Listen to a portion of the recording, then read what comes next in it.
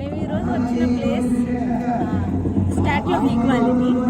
ఇక్కడ చూస్తే మనకి అటు ఒక స్టేజ్లో స్వామి చిన్నజీఆర్ గారు మీటింగ్ జరుగుతుంది. మార్నింగ్ అంతా మీటింగ్ జరిగింది అండ్ తర్వాత డైలీ ఇక్కడ క్విజ్ జరుగుతుంది. ఆ క్విజ్ లో పార్టిసిపేషన్ వాళ్ళకి అండ్ విన్నర్స్ కి ఇక్కడ సర్టిఫికేట్స్ ఇవ్వడం జరిగింది అనమాట. అండ్ ఇక్కడ మెయిన్ ప్లేస్ ఏదైనా ఉంది అంటే అది 108 టెంపుల్స్. ఇక్కడ మనం నారాయణుడి అన్ని ఫేమస్ ప్లేసెస్, ఈ 108 ప్లేసెస్ కూడా మనం యాస్టిస్ అక్కడ ఎలా అయితే ఉంటాయో, తిరుపతి కానివ్వండి, మధురై కానివ్వండి, ఏవైతే ఉన్నాయో అన్ని ప్లేసెస్ కూడా ఆఖరికి పరమపదం, వైకుంఠం ఇలాంటి ప్లేసెస్ కూడా మనకి 108 ప్లేసెస్, 108 టెంపుల్స్గా ఇక్కడ చూపించారనమాట. అండ్ ఇదే కాకుండా ఇక్కడ ఒక ప్రొజెక్షన్ వేస్తున్నారు. ఆ ప్రొజెక్షన్లో మనకి స్వామివారి గురించి చూపించారు. అండ్ ఈ విగ్రహం ఏదైతే ఉందో అది 3rd ఫ్లోర్లో ఉందన్నమాట. అక్కడికి మనం స్టెప్స్తో వెళ్తాము. స్టెప్స్ నుంచి మనం పైకి దారి ఉంది. ఈ టెంపుల్స్ అన్ని చూసుకున్న తర్వాత మనం అక్కడికి వెళ్ళొచ్చు అనమాట. అండ్ అక్కడికి వెళ్ళిన తర్వాత ఆ స్టెప్స్ మీద మనం కూర్చుంటే మనకి ఒక ప్రొజెక్షన్లో స్వామివారి గురించి చూపిస్తారు.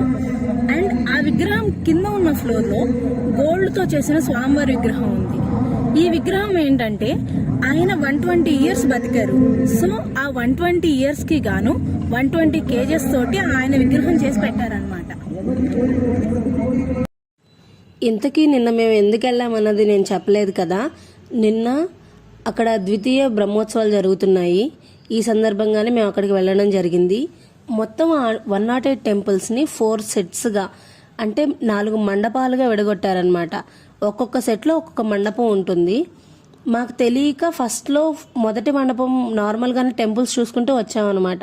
ఆ తర్వాత తెలిసిన విషయం ఏంటంటే 4 గుళ్ళకి కలిపి ఆ దేవస్థానానికి సంబంధించిన వాళ్ళు ఉంటారు. వాళ్ళు మన చేత మంత్రం చెప్పిస్తూ ఆ గుడి యొక్క స్పెషాలిటీ ఏంటి, దాని బ్యాక్గ్రౌండ్ స్టోరీ ఏంటి అనే మనకి ఎక్స్ప్లెయిన్ చేస్తారనమాట. మేము నార్మల్గా ఫస్ట్ చూసుకుంటూ వెళ్ళినప్పుడు చాలా టైం పట్టినట్టుగా అనిపించింది. కానీ ఈ మంత్రాలు చెప్పుకుంటూ వెళ్ళినప్పుడు 108 టెంపుల్స్ ఎప్పుడు అయిపోయాయో కూడా తెలియలేదన్నమాట. ఫస్ట్ టైం కాబట్టి మాకు స్టార్టింగ్ నుంచి తెలియలేదు.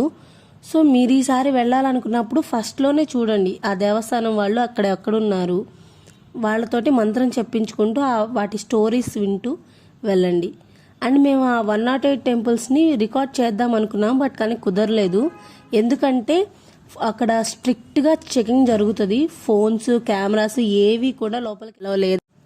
అండ్ లోపల అన్ని ఫెసిలిటీస్ ఉంటాయన్నమాట. మనకి ఎలాంటి ఇబ్బంది కలగకుండా, నేను ముందే చెప్పాను కదా 4 మండపాలని, ఇలా ఒక మండపానికి అంటే ఒక సెట్ ఆఫ్ టెంపుల్స్కి ఇంకొక సెట్ ఆఫ్ టెంపుల్స్కి మధ్యలో ఉన్న ప్లేస్లో మనకి ఫుడ్ ఉంటుంది. ఫుడ్ అంటే మనకి పులిహోర, స్వీట్స్లో వచ్చేసరికి బాద్షా, మైసూర్ పాక్, ఇంకా బూందీ అండ్ వాటరు, వాష్రూమ్స్ అన్ని ఫెసిలిటీస్ ఉంటాయన్నమాట. ముందు చెప్పాను కదా లోపలికి మన ఫోన్స్ కానీ కెమెరాస్ కానీ ఎలా లేదని చెప్పేసి.